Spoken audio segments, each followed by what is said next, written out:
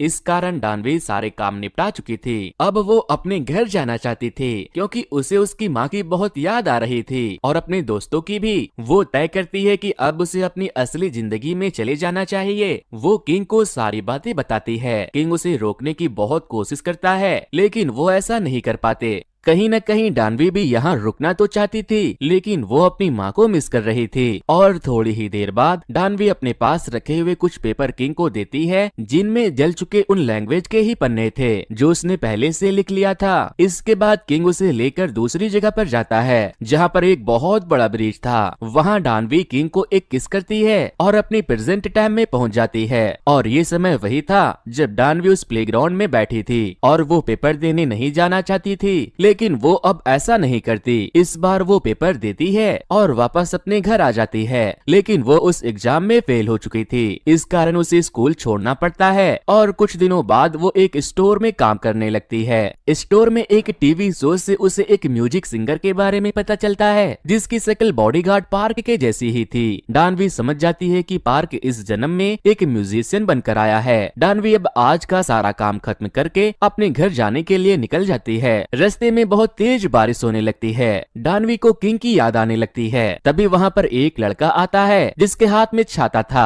और डानवी उस लड़के को देखकर पूरी तरह से चौंक जाती है क्योंकि उसकी शक्ल बिल्कुल किंग की तरह ही थी। वो लड़का उसे बताता है कि ये छाता उसने बस में छोड़ दिया था जब वो एग्जाम देने के लिए जा रही थी। और वो लड़का साथ में ये भी बताता है कि वो उसे कई दिनों से फॉलो कर रहा है और वो उसे बहुत पसंद करता है। ये सुनकर डानवी बहुत ज्यादा खुश हो जाती है और इसी के साथ ये मूवी यहीं पर खत्म हो जाती है।